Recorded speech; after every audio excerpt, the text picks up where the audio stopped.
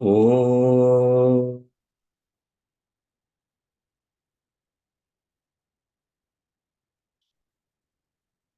ओ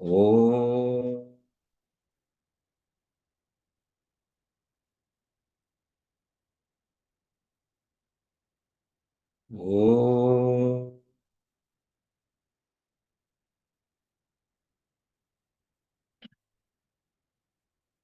ॐ श्री परमात्मने नमः। अथ सप्तदशोऽध्यायः। श्रद्धात्रय विभाग योगः। अर्जुन उवाच ये शास्त्रविधिमुत्सृज्य यजन्ते श्रद्धयान्विताः तेषां निष्ठा तु का कृष्ण सत्त्वमाहो रजस्तमः। श्रीभगवानुवाच त्रिविधा भवति श्रद्धा देहिनां सा स्वभावजा सात्विकी राजसी चैव तामसी चेति तां शृणु। सत्त्वानुरूपा सर्वस्य श्रद्धा भवति भारत। श्रद्धामयोऽयं पुरुषः यो यच्छ्रद्धः स एव सः। यजन्ते सात्विका देवान् यक्षरक्षांसि राजसाः प्रेतान् भूतगणांश्चान्ये यजन्ते तामसा जनाः। अशास्त्रविहितं घोरं तप्यन्ते ये तपो जनाः दम्भाहङ्कारसंयुक्ताः कामरागबलान्विताः कर्षयन्तः शरीरस्थं भूतग्राममचेतसः मां चैवान्तः शरीरस्थं तान् विद्यासुरनिश्चयान्। आहारस्त्वपि सर्वस्य त्रिविधो भवति प्रियः यज्ञस्तपस्तथा दानं तेषां भेदमिमं शृणु। आयुः सत्त्वबलारोग्यसुखप्रीतिविवर्धनाः रस्या स्निग्धा स्थिरा हृद्या आहारा सात्विकप्रियाः कट्वं ललवणात्युष्णतीक्ष्णरूक्षविदाहिनः आहारा राजसस्येष्टाः दुःखशोकामयप्रदाः यातयामङ्गतरसं पूतिपर्युषितं च यत् उच्छिष्टमपि चामेध्यं भोजनं तामसप्रियम् अफलाकाङ्क्षिभिर्यज्ञः विधिदृष्टो य युज्यते यष्टव्यमेवेति मनः समाधाय स सात्विकः अभिसन्धाय तु फलं दम्भार्थमपि चैव यत् युज्यते भरतश्रेष्ठ तं यज्ञौ विद्धि राजसम् विधिहीनमसृष्टान्नं मन्त्रहीनमदक्षिणं श्रद्धाविरहितं यज्ञं तामसं परिचक्षते देवद्विजगुरुप्राज्ञपूजनं शौचमार्जवम् ब्रह्मचर्यमहिंसा च शारीरं तप उच्यते अनुद्वेगकरं वाक्यं सत्यं प्रियहितं च यत् स्वाध्यायाभ्यसनं चैव वाङ्मयं तप उच्यते मनः प्रसादः संयत्वं मौनमात्मविनिग्रहः भावसंशुद्धिरित्येतत् तपो मानसमुच्यते श्रद्धया परया तप्तं तपस्तत्त्रिविधं नरैः अफलाकाङ्क्षिभिर्युक्तैः सात्विकं परिचक्षते सत्कारमानपूजार्थं तपोदम्भेन चैव यत् क्रियते ददिह प्रोक्तं राजसञ्चलमध्रुवम् मूढग्राहेणात्मनो यत् पीडया क्रियते तपः परस्योत्सादनार्थं वा तत्तामसमुदाहृतम् दातव्यमिति यद्दानं दीयतेनुपकारिणे देशे काले च पात्रे च तद्दानं सात्विकं स्मृतम् यत्तु प्रत्युपकारार्थं फलमुद्दिश्य वा पुनः दीयते च परिक्लिष्टं तद्दानं राजसंस्मृतम् अदेशकाले यद्दानम् अपात्रेभ्यश्च दीयते असत्कृतमवज्ञातं तत्तामसमुदाहृतम् ॐ तत्सदिति निर्देशः ब्रह्मणस्त्रिविधः स्मृतः ब्राह्मणास्तेन वेदाश्च यज्ञाश्च विहिताः पुरा तस्मादोमित्युदाहृत्य यज्ञदानतपक्रियाः प्रवर्तन्ते विधानोक्ताः सततं ब्रह्मवादिनाम् तदित्यनभिसन्धाय फलं यज्ञतपक्रियाः दानक्रियाश्च विविधाः क्रियन्ते मोक्षकाङ्क्षिभिः सद्भावे साधुभावे च सदित्येतत् प्रयुज्यते प्रशस्ते कर्मणि तथा सच्छब्दः पार्थ युज्यते यज्ञे तपसि दाने च स्थितिः सदिति चोच्यते कर्म चैव तदर्थीयं स्थितित्येवाभिधीयते अश्रद्धया हुतं दत्तं तपस्तप्तं कृतं च यत् असदित्युच्यते पार्थ न च तत्प्रेत्य नो इह ॐ तत्सत् इति श्रीमद्भगवद्गीतासु उपनिषत्सु ब्रह्मविद्यायां योगशास्त्रे श्रीकृष्णार्जुनसंवादे श्रद्धात्रयविभागयोगो नाम सप्तदशोऽध्यायः अथाष्टादशोऽध्यायः मोक्षसंन्यासयोगः। अर्जुन उवाच सन्न्यासस्य महाबाहो तत्त्वमिच्छामि वेदितुं त्यागस्य च हृषीकेश पृथक् केशिनिषूदन। श्रीभगवानुवाच काम्यानां कर्मणां न्यासं सन्न्यासं कवयो विदुः सर्वकर्मफलत्यागं प्राहुस्त्यागं विचक्षणाः त्याज्यं दोषवदित्येके कर्म प्राहुर्मनीषिणः यज्ञदानतपः कर्म न त्याज्यमिति चापरे निश्चयं शृणु मे तत्र त्यागे भरतसत्तमा त्यागो हि पुरुषव्याघ्र त्रिविधः सम्प्रकीर्तितः यज्ञदानतपः कर्म न त्याज्यं कार्यमेव तत् यज्ञो दानं तपश्चैव पावनानि मनीषिणाम् एतान्यपि तु कर्माणि सङ्गं त्यक्त्वा फलानि च कर्तव्यानीति मे पार्थ निश्चितं मतमुत्तमम् नियतस्य तु सन्न्यासः कर्मणो नोपपद्यते मोहात् तस्य परित्यागः तामसः परिकीर्तितः दुःखमित्येव यत्कर्म कायक्लेशभयात् त्यजेत् स कृत्वा राजसं त्यागं नैव त्यागफलं लभेत् कार्यमित्येव यत्कर्म नियतं क्रियतेऽर्जुन सङ्गं त्यक्त्वा फलं चैव सत्यागः सात्विको मतः न द्वेष्ट्य कुशलं कर्म कुशलेनानुषज्यते त्यागी सत्त्वसमाविष्टः मेधावी छिन्न संशयः न हि देहभृता शक्यं त्यक्तुं कर्माण्यशेषतः यस्तु कर्मफलत्यागी सत्यागीत्यभिधीयते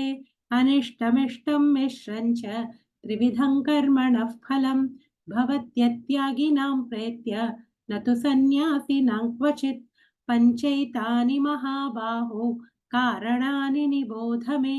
साङ्ख्ये कृतान्ते प्रोक्तानि सिद्धये सर्वकर्मणाम् अधिष्ठानं तथा कर्ता करणं च पृथग्विधं विविधाश्च पृथक् चेष्टाः दैवं चैवात्र पञ्चमम् शरीरवाङ्मनोभिर्यत् कर्म प्रारभते नरः न्यायं वा विपरीतं वा पञ्चैते तस्य हेतवः तत्रैवं सति कर्तारम् आत्मानं केवलं तु यः पश्यत्यकृतबुद्धित्वात् न स पश्यति दुर्मतिः यस्य नाहङ्कृतो भावः बुद्धिर्यस्य न लिप्यते हत्वापि स इमान् लोकान् न हन्ति न निबध्यते ज्ञानं ज्ञेयं परिज्ञाता त्रिविधा कर्म चोदना करणं कर्म कर्तेति त्रिविधः कर्म संग्रहः ज्ञानं कर्म च कर्ता च त्रिधैव गुणभेदतः प्रोच्यते गुणसङ्ख्याने यथावत् शृणुतान्यपि सर्वभूतेषु येनैकं भावमव्ययमीक्षते अविभक्तौ विभक्तेषु तज्ज्ञानो विद्धि सात्विकं पृथक्त्वेन तु यज्ञानं नानाभावान् पृथक्विधान् वेत्ति सर्वेषु भूतेषु तज्ज्ञानो विद्धि राजसं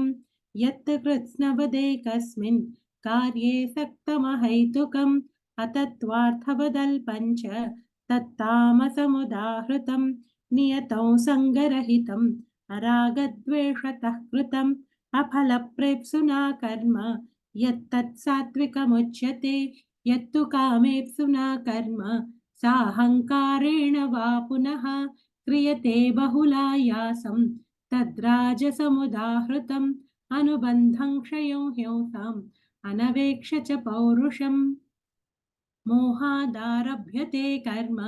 यत्तत्तामसमुच्यते मुक्तसङ्गो नहंवादी धृत्युत्साहसमन्वितः सिद्ध्यसिद्ध्योर्निर्विकारः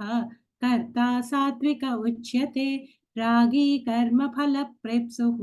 लुब्धो हिंसात्मको शुचिः हर्षशोकान्वितः कर्ता राजसः परिकीर्तितः अयुक्तः प्राकृतस्तब्धः शठो नैष्कृतिको लसः विषादी दीर्घसूत्री च कर्ता तामस उच्यते बुद्धिर्भेदं धृतेश्चैव गुणतस्त्रिविधौ शृणु प्रोच्यमानमशेषेण पृथक्त्वेन धनञ्जय प्रवृत्तिं च निवृत्तिं च कार्याकार्ये भयाभये बन्धं मोक्षं च या वेत्ति बुद्धिः सा पार्थ सात्विकी यया धर्ममधर्मं च कार्यं च कार्यमेव च अयथावत् प्रजानाति बुद्धिः सा पार्थ राजसी अधर्मं धर्ममिति या मन्यते तमसावृता सर्वार्थान् विपरीतांश्च बुद्धिः सा पार्थ तामसी धृत्या यया धारयते मनः प्राणेन्द्रियक्रियाः योगेनाव्यभिचारिण्या धृतिः सा पार्थ सात्विकी यया तु धर्मकामार्थान् धृत्या धारयतेऽर्जुन प्रसङ्गेन फलाकाङ्क्षी धृतिः सा पार्थ राजसी यया स्वप्नं भयं शोकं विषादं मदमेव च न विमुञ्चति दुर्मेधा धृतिः सा पार्थ तामसी सुखं त्विदानीं त्रिविधं शृणु मे भरतर्षभा अभ्यासाद्रमते यत्र दुःखान्तं च निगच्छति यत्तदग्रे विषमिव परिणामे मृतोपमं तत्सुखं सात्विकं प्रोक्तम् आत्मबुद्धिप्रसादजं विषयेन्द्रियसंयोगात् यत्तदग्रे मृतोपमं परिणामे विषमिव तत्सुखं राजसंस्मृतं यदग्रे चानुबन्धे च सुखं मोहनमात्मनः निद्रालस्य प्रमादोत्थं तत्तामसमुदाहृतम् न तदस्ति पृथिव्यां वा दिवि देवेषु वा पुनः सत्त्वं प्रकृतिजैर्मुक्तं यदेभिः स्यात्रिभिर्गुणैः ब्राह्मणक्षत्रियविषां शूद्राणां च परन्तप कर्माणि प्रविभक्तानि स्वभावप्रभवैर्गुणैः शमोदमस्तपःशौचं क्षान्तिरार्जवमेव च ज्ञानो विज्ञानमास्तिक्यं ब्रह्मकर्म स्वभावजं शौर्यं तेजो धृतिर्दाक्ष्यं युद्धे चाप्यपलायनं दानमीश्वरभावश्च क्षात्रं कर्म स्वभावजं कृषिगौरक्ष्य वाणिज्यं वैश्यकर्म स्वभावजं परिचर्यात्मकं कर्म शूद्रस्यापि स्वभावजं स्वे स्वे कर्मण्यभिरतः संसिद्धिं लभते नरः स्वकर्मनिरतः सिद्धिं यथा विन्दति तच्छृणु यतः प्रवृत्तिर्भूतानां येन सर्वमिदं ततं स्वकर्मणा तमभ्यर्च्य सिद्धिं विन्दति मानवः श्रेयान् स्वधर्मो विगुणः परधर्मात् स्वनुष्ठितात् स्वभावनियतं कर्म कुर्वन्नाप्नोति किल्बिषं सहजं कर्म कौन्तेय सदोषमपि न त्यजेत् सर्वारम्भा हि दोषेण धूमेनाग्निरिवावृताः असक्तबुद्धिः सर्वत्र चितात्मा विगतस्पृहः नैष्कर्म्यसिद्धिं परमां सन्न्यासेनाधिगच्छति सिद्धिं प्राप्तो यथा ब्रह्म तथाप्नोति निबोध मे समासेनैव कौन्तेय निष्ठा ज्ञानस्य या परा बुद्ध्या विशुद्धया युक्तः धृत्यात्मानं नियम्य च शब्दादीन् विषयांस् त्यक्त्वा रागद्वेषौ व्युदस्य च विविक्तसेवी लघ्वाशी यतवाक्कायमानसः ध्यानयोगपरो नित्यं वैराग्यं समुपाश्रितः अहङ्कारं बलं दर्पं कामं क्रोधं परिग्रहं विमुच्य निर्ममः शान्तः ब्रह्मभूयाय कल्पते ब्रह्मभूतः प्रसन्नात्मा न शोचति न काङ्क्षति समः सर्वेषु भूतेषु मद्भक्तिर्लभते परां भक्त्या मामभिजानाति यावान्यश्चास्मि तत्त्वतः ततो मां तत्त्वतो ज्ञात्वा विशते तदनन्तरं सर्वकर्माण्यपि सदा कुर्वाणो मद्व्यपाश्रयः मत्प्रसादादवाप्नोति शाश्वतं पदमव्ययं चेतसा सर्वकर्माणि मयि सन्न्यस्य मत्परः बुद्धियोगमुपाश्रित्य मच्चित्तः सततं भव मच्चित्तः सर्वदुर्गाणि मत्प्रसादात् तरिष्यसि अथ चेत्त्वमहङ्कारात् न श्रोष्यसि विनङ्क्ष्यसि यदहङ्कारमाश्रित्य न योत्स्य इति मन्यते मिथ्यैष व्यवसायस्ते प्रकृतिस्त्वन्नियोक्ष्यति स्वभावजेन कौन्तेय निबद्धस्वेन कर्मणा कर्तुं नेच्छसि यन्मोहात् करिष्यस्य वशोऽपि तत् ईश्वरः सर्वभूतानां हृद्देशेऽर्जुन तिष्ठति भ्रामयन् सर्वभूतानि यन्त्रारूढानि मायया तमेव शरणं गच्छ सर्वभावेन भारत तत्प्रसादात् परां शान्तिं स्थानं प्राप्स्यसि शाश्वतम् इति ते ज्ञानमाख्यातं गुह्याद् गुह्यतरं मया विमृश्यैतदशेषेण यथेच्छसि तथा कुरु सर्वगुह्यतमं भूयः शृणु मे परमो वचः इष्टोऽसि मे दृढमिति ततो वक्ष्यामि ते हितं मन्मना भव मद्भक्तः मद्याजी मां नमस्कुरु मामे वैश्यसि सत्यन्ते प्रतिजाने प्रियोऽसि मे सर्वधर्मान् परित्यज्य मामेकं शरणं व्रज अहं त्वा सर्वपापेभ्यः मोक्षयिष्यामि मा शुचः इदं ते न तपस्काय न भक्ताय कदाचन न चाशुश्रूषवे वाच्यं न च माय्योऽभ्यसूयति य इमं परमं गुह्यं मद्भक्तेष्वभिधास्यति भक्तिं मयि परां कृत्वा मामे वैश्यत्य संशयः न च तस्मान् मनुष्येषु कश्चिन्मे प्रियकृत्तमः भविता न च मे तस्मात् अन्यः प्रियतरो भुवि अध्येष्यते च य इमं धर्म्यो संवादमावयोः ज्ञानयज्ञेन तेनाहम् इष्टस्यामिति मे मतिः श्रद्धावाननसूयश्च शृणुयादपि यो नरः सोऽपि मुक्तः शुभान् लोकान् प्राप्नुयात् कर्मणां कच्चिदेतच्छ्रुतं पार्थ त्वयैकाग्रेण चेतसा कच्चिदज्ञानसम्मोहः प्रनष्टस्ते धनञ्जय अर्जुन उवाच नष्टो मोहस्मृतिर्लब्ध्वा त्वत्प्रसादान्मयाच्युत स्थितोऽस्मि गतसन्देहः करिष्ये वचनं तव सञ्जय उवाच इत्यहं वासुदेवस्य पार्थस्य च महात्मनः संवादमिममश्रौषम् अद्भुतं रोमहर्षणं व्यासप्रसादात् श्रुतवान् एतद्गुह्यमहं परं योगैयोगेश्वरात् कृष्णात् साक्षात् कथयत स्वयं राजन् संस्मृत्य संवादमिममद्भुतं केशवार्जुनयोः पुण्यं हृष्यामि च मुहुर्मुहुः तच्च संस्मृत्य रूपमत्यद्भुतं हरेः विस्मयो मे महान् राजन् हृष्यामि च पुनः पुनः यत्र योगेश्वरः कृष्णः यत्र पार्थो धनुर्धरः तत्र श्रीर्विजयो भूतिः ध्रुवा नीतिर्मतिर्मम यत्र योगेश्वरः कृष्णः यत्र पार्थो धनुर्धरः तत्र श्रीर्विजयो भूतिः ध्रुवा नीतिर्मतिर्मम यत्र योगेश्वरः कृष्णः यत्र पार्थो धनुर्धरः तत्र श्रीर्विजयो भूतिः ध्रुवा नीतिर्मतिर्मम ॐ तत्सत् इति श्रीमद्भगवद्गीतासु उपनिषत्सु ब्रह्मविद्यायां योगशास्त्रे श्रीकृष्णार्जुनसंवादे मोक्षसंन्यासयोगो नामाष्टादशोऽध्यायः हरिः ओम् श्रीगुरुभ्यो नमः